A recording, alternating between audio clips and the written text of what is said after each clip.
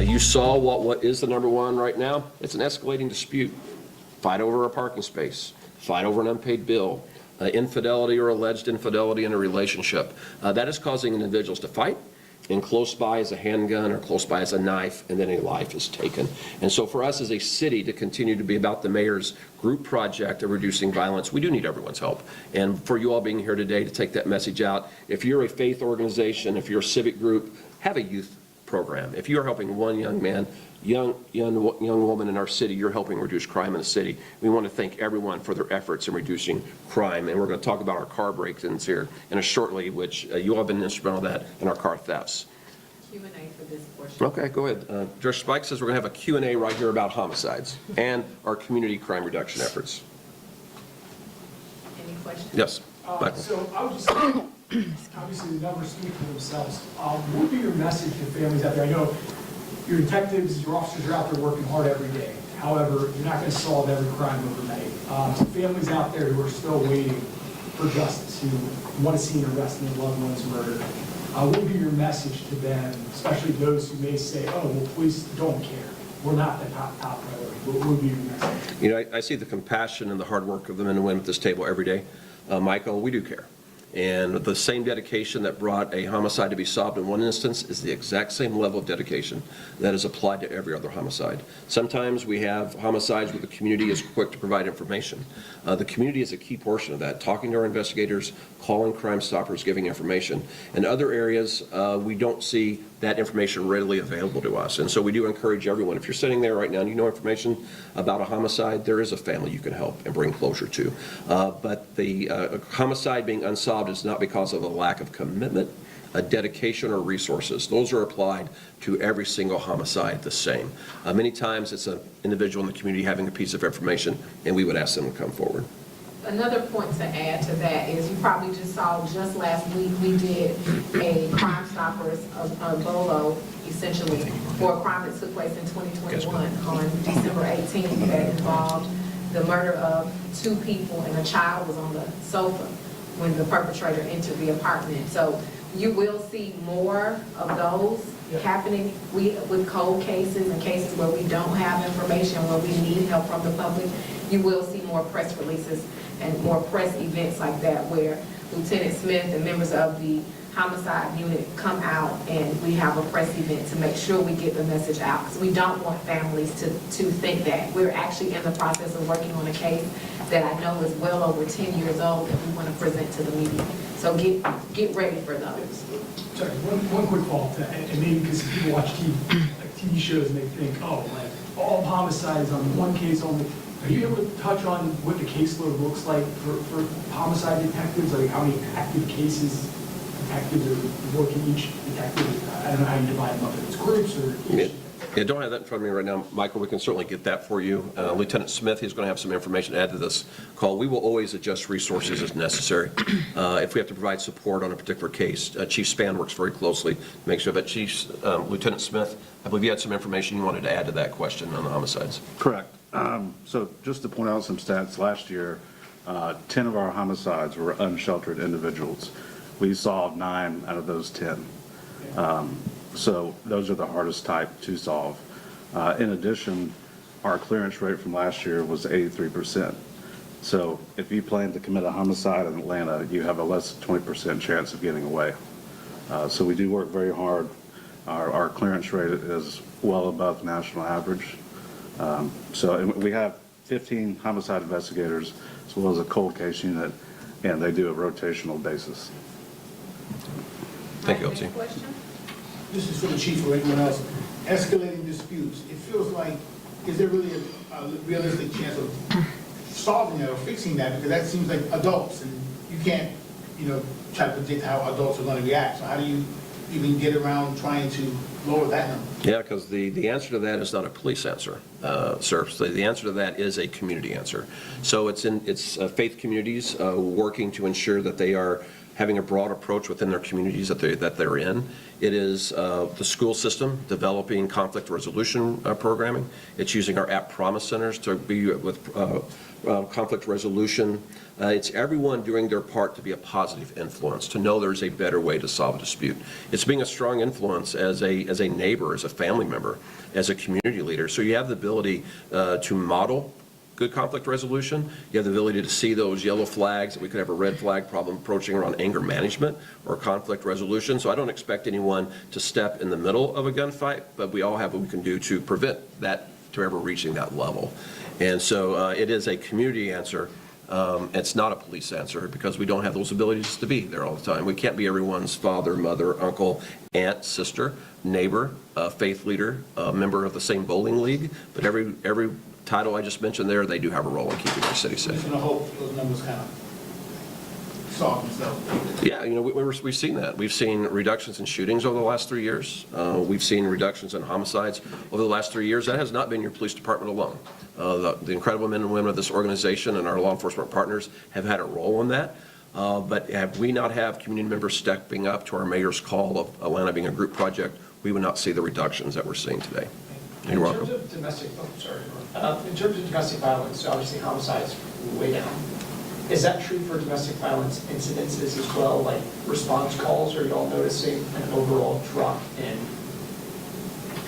responses to domestic violence incidences? And is there anything in the last year that the department has done, or more personnel involved in this, special units? I'm not sure. We've been using the size and expertise of the department to target offenders. If we have a warrant for you for domestic violence, we have committed extra resources to pick that individual up. We are highlighting the resources to our victim witness program. Chief Span, do you know if you've seen an increase or decrease in DV cases? I'm not sure we'll have to get. We'll have to pull that for you if we can. But where we see trends developing, we do commit more resources. We do support our victim witness program. They recently acquired a mobile community resource vehicle that has been deployed out because we want individuals to know what the resources are. And so it's just everything we can apply to it, we will when we start seeing a trend develop. Now, with the current homicide numbers, are you seeing those homicides more committed by juveniles, adults, or is it a mix? More adults than it is juveniles, but LT, you can probably speak into the details of it. Yeah, 37% of our homicides this year are between the age range of 17 and 24. And that was 39% last year, same age range, 17 to 24.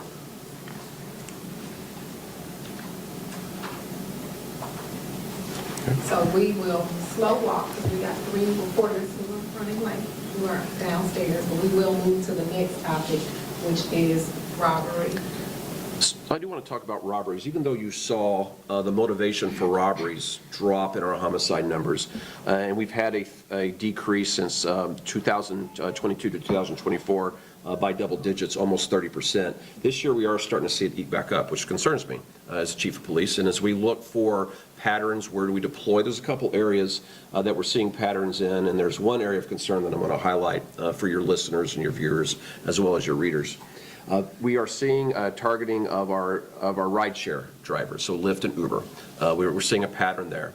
And that's an area we're working around education. We're also working quickly to deploy resources to be able to counter that, both on the investigative sides as well as with resources that we're putting in the areas. I've seen a couple incidences where individuals were orchestrating a sell or a purchase of an item online, and that has turned to a robbery. So we encourage everyone, if you're going to look for a watch, a pair of tennis shoes, anything that you want to sell or purchase, do that in the parking lot of an Atlanta police precinct. That parking lot is open to everyone that would like to do so.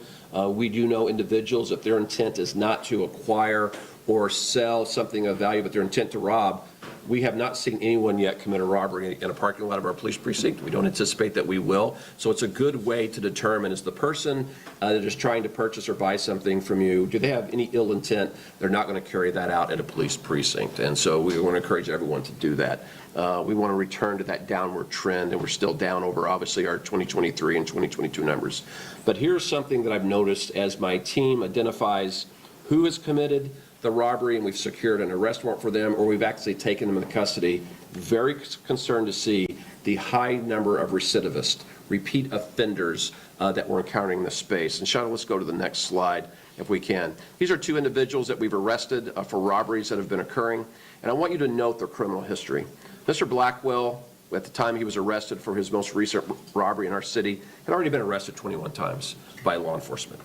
Not only had he been arrested 21 times, he had been convicted of a felony 5 times. It is very difficult to be convicted of a felony, much less to be convicted of a felony 5 times. Yet you will see a judge decided that despite with that extensive criminal history and with this individual having yet again being arrested for committing a robbery inside of Atlanta, Georgia, that they should be granted bail. And that individual was actually released back into the communities on April the 22nd. This is highly concerning. Individuals that have already shown that their proclivity is toward violence and harming individuals, not 21 times before, this should have been a red flag for a judge. In the second case, Mr. Bowens, being arrested by this department for robbery, had already been arrested 37 times, and you will note he has been convicted of a felony 5 times. Fortunately, in this case, bond was not granted. And I do want to thank the judges that are reading the criminal histories, that are looking closely at individuals that are committing very serious crimes on our streets, what they've done. I'm going to show you a couple more. Here's individuals that the Atlanta Police Department would like to meet yet again because we have arrest warrants for them. And not only do we have arrest warrants for them, if any citizen would like to call Crime Stoppers, there's a cash reward available. You can remain anonymous to tell us where these individuals are so we can bring them in before they harm again. But look at their criminal histories. Mr. Brooks, 28 previous arrests, 4 felony convictions, yet again charged by the Atlanta Police Department for robbery. Mr. Harris, 26 previous arrests, 3 felony convictions, wanted for robbery. They will, at some point before a judge, somewhere, and a judge will have to determine whether they present a risk to the community. I would say they're carrying out an armed robbery in our city. Their previous history says that they are likely to be a risk to our community. And I would ask judges, please take note when you're setting bond, when you're determining who should be released, if they are in fact a risk to our communities. I want to thank this team at the table for their work identifying who is committing robberies in our city so we can return our current robbery trend to a negative space. Motor vehicle theft, and you all have been very instrumental in this. When I say you all, members of the media as well as the community. We saw a significant increase in our vehicle thefts in 2023. Why? Because individuals learned, and this was perpetrated or pushed along rather by a YouTube video, that you could easily steal a Kia or a Hyundai. And this started in the upper Midwest, and before long we knew it was all over the country. And the team went to work. The team went to work to be able to determine what could be done to educate the citizens and then who needed to be arrested to be able to stop this trend. Last year, the team at this table, in partnership with the community, with leadership with our mayor and community engagement, was able to drop vehicle thefts in our city by double digits. And that is continuing into this year. We ask citizens, take note. Take one of the free clubs we are providing you. You all notified that. Citizens showed up in large numbers to take the clubs. The mayor was able to orchestrate pop-up shops in our city where you could have your Kia or Hyundai fixed with the fix that needed so individuals couldn't exploit that vulnerability. Citizens responded to that. And so that allowed us to create the double-digit reduction last year, and that's continuing into this year of vehicles being taken in the city. During the time we were reducing vehicle thefts in the city last year, we saw them eking up at the airport. In fact, we saw them rising at the airport in a significant manner. And a number of measures were put in place at the airport led by Deputy Chief Collier that was able to address things of where people parked, extra patrols, how long you could stay in a parking deck. And as we were able to address those, it became very apparent by an investigation that we actually had a ring at work in the city and at the airport, an organized ring that was focusing on stealing vehicles from the airport in the city. Let's go to the next slide. And I'm going to let you, Lieutenant Jones, speak to this on areas I'm going to miss. But this became a partnership investigation between the Atlanta Police Department and our federal partners. It was codenamed Operation Golden Gate Bridge because we knew individuals were not going to the world's busiest airport to go to a beautiful destination around the globe, but they were actually using the airport to try to further a criminal investigation. Lieutenant Jones, I'm going to allow you to go through briefly what we saw, what efforts were taken, and who we arrested as part of this extensive investigation that played out.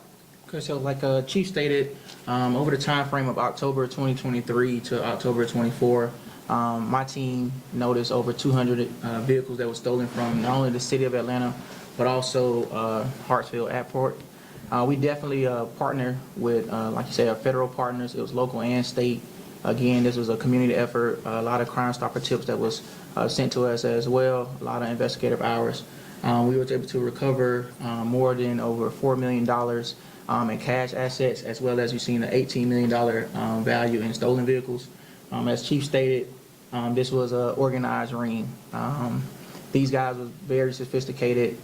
It was something similar that you would see, what we stated on the movie, Gone in 60 Seconds, where you see them making custom orders for different vehicles, and then they were take them to different shipping ports throughout the United States to go to different international destinations outside of the United States.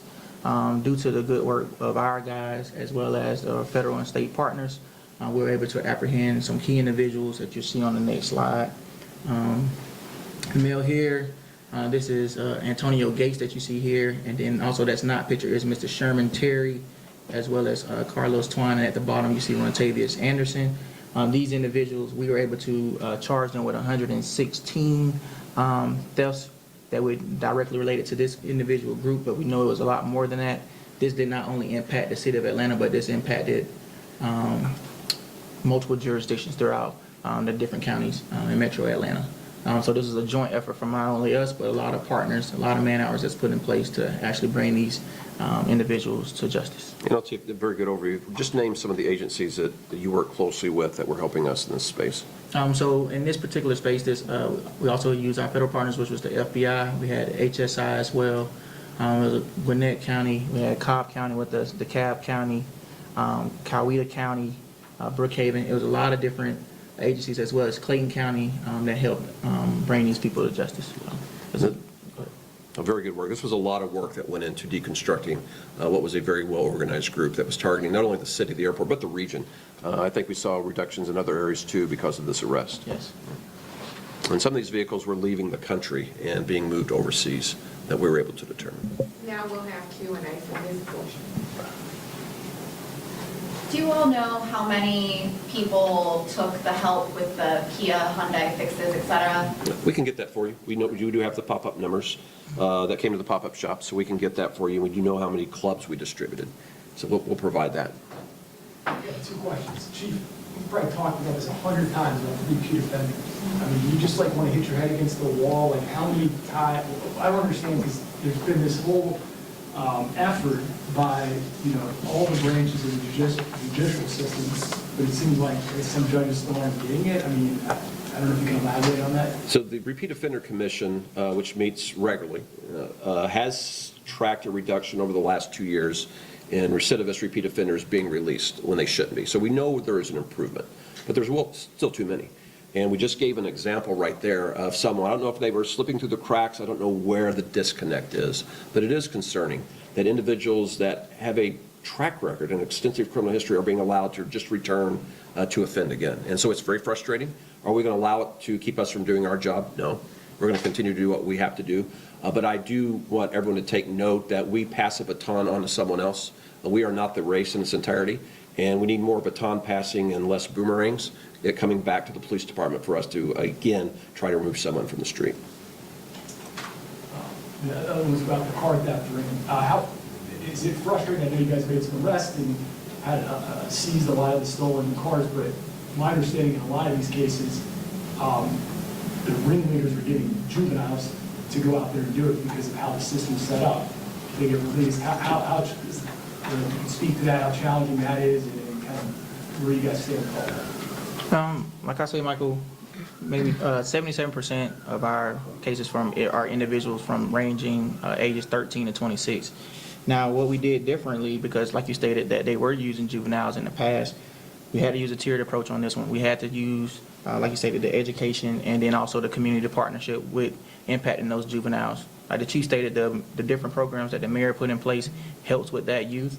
But not only that, we actually reached out and we started doing our own action as well as mitigation stance as well. So this is when you've seen those officers and different investigators working as well, using and leveraging the laws that we have in place, using the RICO to help us in this particular case that allows that individual that's using juveniles to impact them as well, so that trend can stop.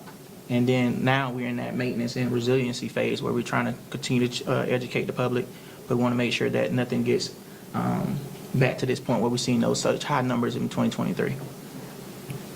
Any other questions on this topic? All right, so our next topic is gangs, guns, and drugs. This continues to be the focus of the police department. There is a lane that only law enforcement can occupy, and that is removing gang members from the streets, through the legal process, recovering guns, and then shutting down drug dealing operations.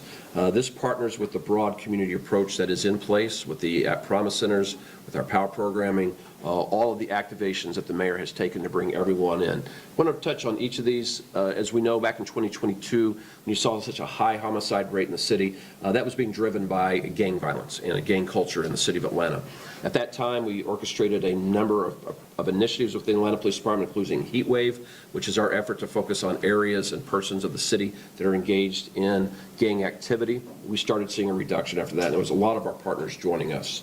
We also, during that time, trained every one of our investigators on the state statute around what constitutes using gangs to further a criminal enterprise, and can we bring charges with that. And every investigator is expected to bring that charge when it's appropriate. So far this year, we've arrested 79 gang members, and we brought that charge 267 times. And we're going to continue to do so. At the same time, we're cutting off the entrance of individuals into gangs by using our Promise Centers, our Midnight Basketball, and its POW. So far this year, 1,042 guns have been removed from the street. These are guns that will never be fired in a city park, guns that will never be fired on a city street, or will break apart a family network because of gun violence. So we're going to continue to remove them legally where we can. But if you remember the slide that said, what was the motivation for a homicide in Atlanta, Georgia so far this year? One that has generally been low, it's now number 2. And that is a motivation for a drug robbery or a drug deal gone bad. And if a individual has a drug operation in the city of Atlanta, we're going to shut it down. You just saw the number of drug operations that your police department has shut down this year. And I'm going to give you an example of just one of them. This was a tip we received of a suspected drug dealing operation occurring at 1639 Kenmore Street, Southwest. The team went to work, as we do with any other tip given to us. Many of those come in through Crime Stoppers, through various community connections, and we were able to determine that, yes, in fact, there was a drug dealing operation going on there. We secured a search warrant, and we went in. When we went in that location, you will see what we recovered. A wide range of illegal drugs being sold, over $3,000 in cash, but more importantly, 15 guns. Why is a drug dealing operation gone bad, a drug deal gone bad, our second number motivator for homicides in the city right now? Because of guns. Eventually, someone is going to come for those drugs, likely to be a competitor. Eventually, a competitor, someone that knows about it, is going to come for the $3,200 in cash. And those weapons will be used to defend the drug deal. Those weapons may be used to try to take a drug dealing territory. This drug dealing operation was going on in this nondescript residence right here. But we see drug dealing operations being carried out in businesses, in apartment complexes, in high rises, 30 stories off the ground.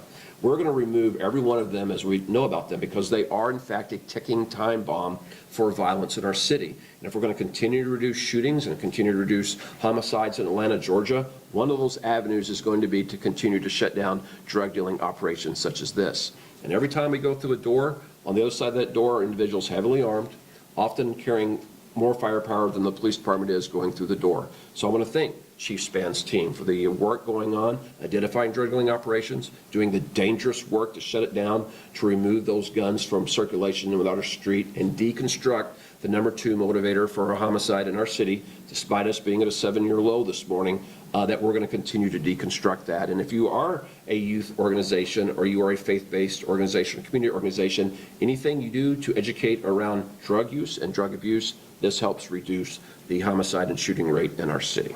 So now we'll pause for Q&A, questions regarding narcotics. And we have shut down 28 drug dealing operations so far in the city this year. All right.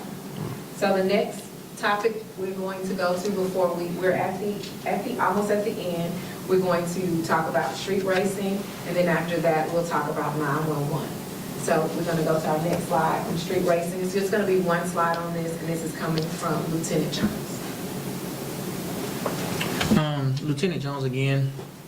Street racing, like Chief always say, is nothing that says some individuals being more nuisance to our citizens than street racing.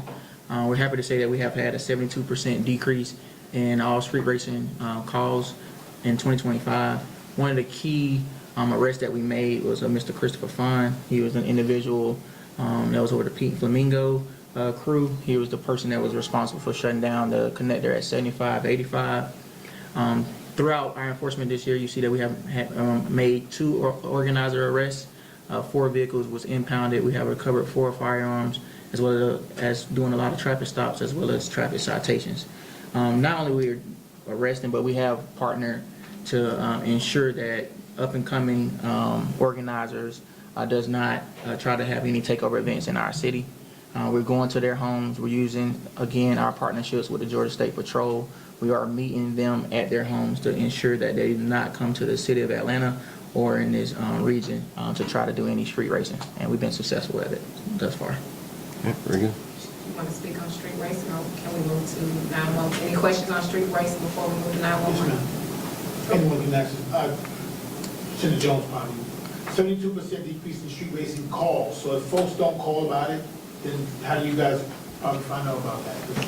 So as You I, have to do it where you're gonna be at, I'm assuming. So as always with street racing, the reduction in calls is actually showing that they're less frequent, to be honest with you. It's not that citizens are not calling. The citizens of Atlanta calls every time they see street racing. That's something that we have traditionally seen.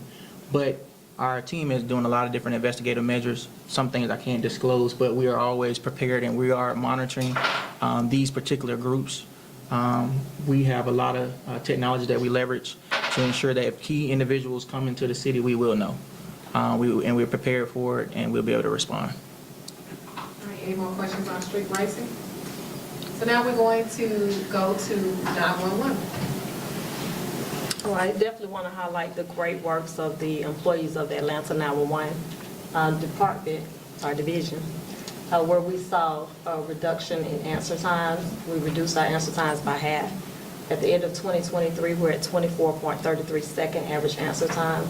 We ended the year at 12.34, and currently for the month of April, we're at 9.7 seconds. I would like to highlight some of the technology reference to domestic violence. We do have the ability to accept text messages, so anyone that is in a domestic violence situation, the perpetrator's nearby, they don't feel comfortable making a phone call, they can always send us a text message.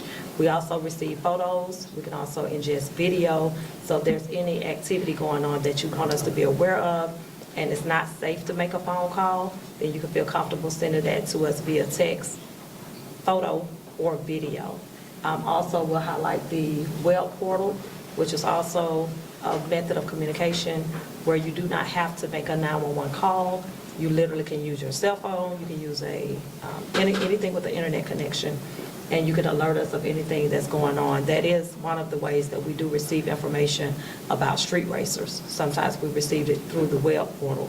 That does not require a phone call at all. There's no line, there's no wait. You can access it through atlantapd.org.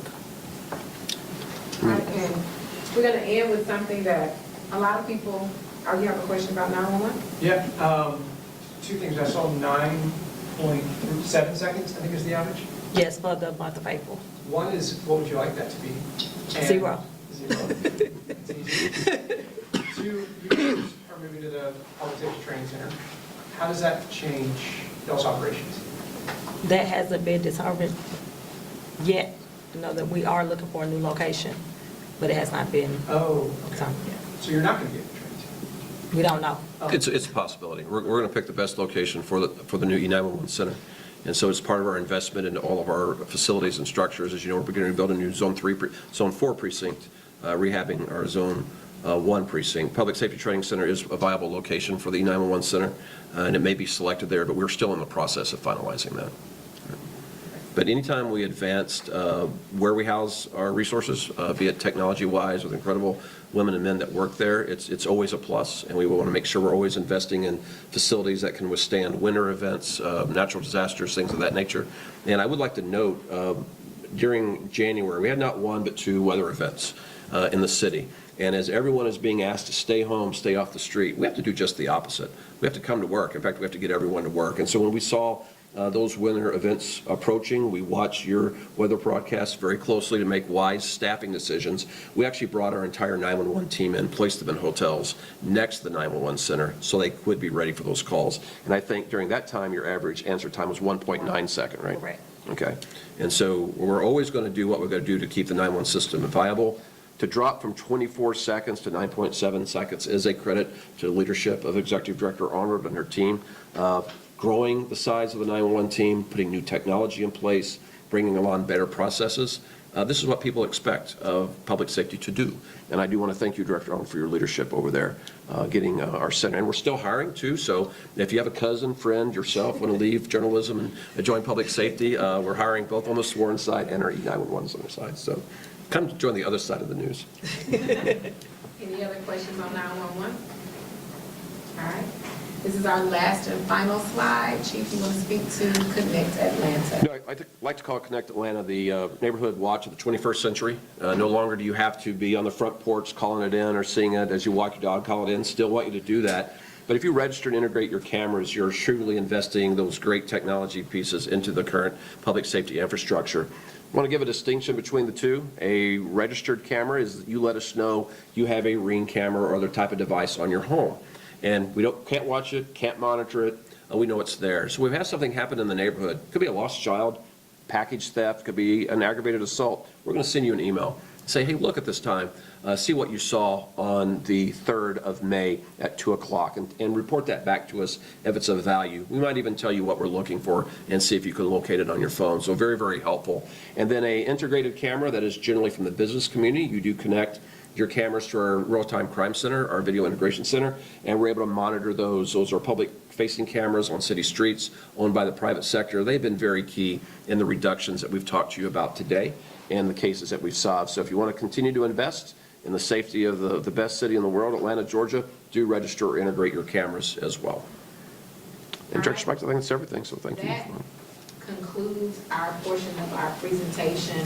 And of course, with conversation with the chief, we try to keep it to these particular topics. I know we had a few people who made it in a little late.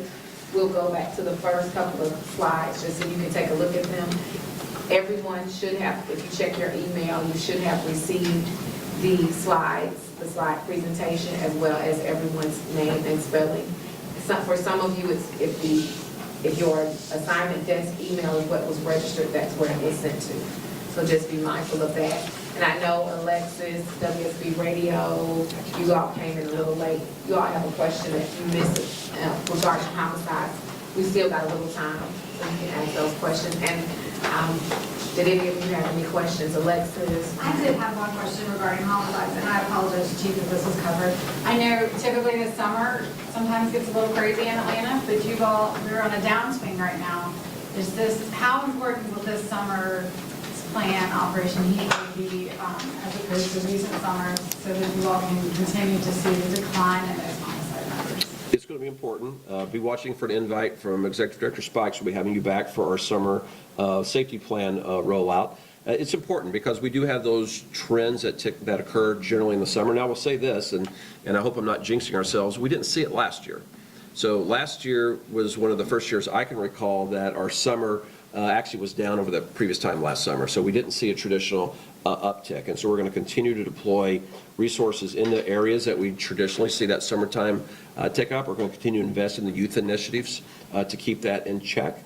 And we hope to actually have a second year in a row where summer, it actually goes down, is what we want to see. And it is a group effort that the mayor refers to. And we're very mindful that with school out and a lot of fun things going on, more hours of daylight, you can see more crime. But I think if Atlanta all does its part, we can break the trend again, and we can continue to invest in this downward trend in our homicide rate. Thank you. I know last year at that Operation Heatwave, part of it was the green, community safety officers, the green cars. That was part of what you were talking about. Has that played into the larger crime trends here? Are you able to speak to that at all? You know, I can't quantify what it is, but it has to. When you have officers no longer going to car accidents, but actually on patrol, that helps. When you have officers not handling car accidents, but they're suddenly arriving at a scene much more quickly, that helps. And so everything that's been done, from midnight basketball to heat wave to kickstart to the CARES unit, all layer up to bring down a reduction. You can't point to just one as being a success, but if you remove any one of them, you're not going to see the success that we're able to report out on. So our CARE unit officers that are out right now answering many calls, keeping officers on patrol in the proactive mode is certainly helping. And we look forward to actually doubling the size of that unit in this budget year and seeing them more present throughout the city.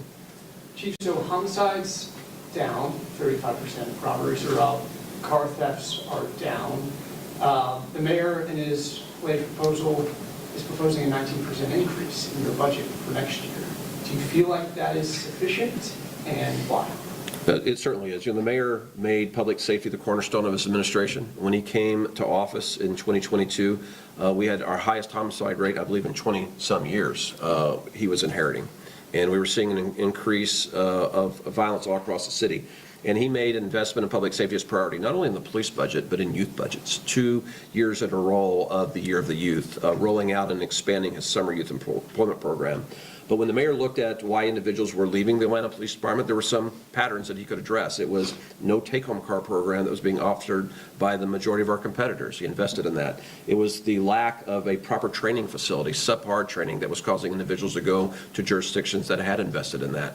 The mayor recognized that we were underpaid based on what neighboring jurisdictions were offering in cities at our size, and when he conducted the pay and class study and then invested in the pay and class study, that's where he brought in the needed investments to make sure the department slowed its attrition and started to grow. And so it is exactly what we need to continue to grow the organization, and it's exactly what we need to continue to equip the men and women willing to do the dangerous, willing to do the difficult, and stand in harm's way for us, and to be effective crime fighters and good community builders. And so I do thank the mayor for investing in those. Today I'm going to push paper. There's going to be a lot of people out there standing in harm's way for the city, being compassionate to our citizens, and fighting crime, and doing it in partnership with the community. And that's who we need to invest in. And I appreciate the mayor investing in our officers and our civilian team members. All right, no more questions? I've got another question. It's Mental Health Awareness Month. I'm curious how, and I think y'all have an event maybe even tomorrow. So Tomorrow. there'll be plenty of time, but I'm not sure if I'm going to be able to make it. We'll see.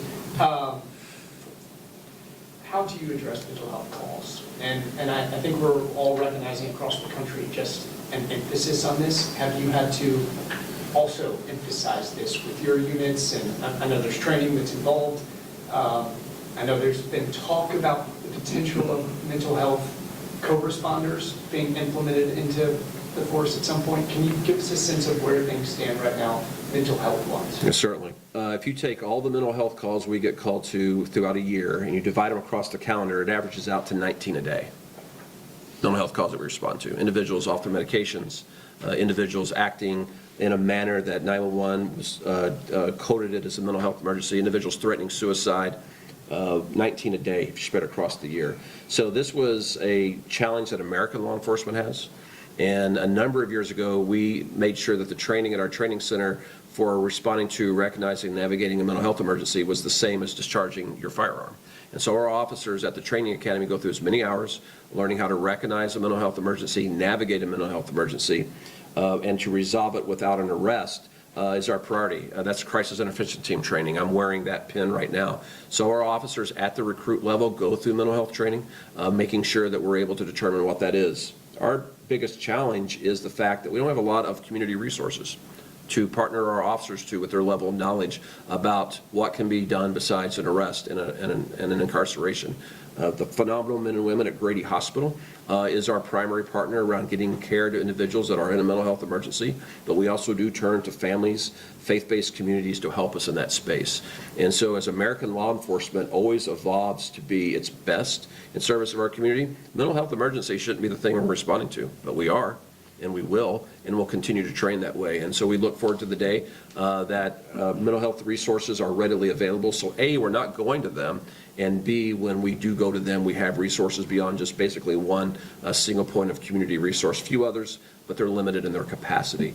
And we're going to continue to evaluate our ability to respond effectively. And we also want to continue to invest in the mental health of our first responders.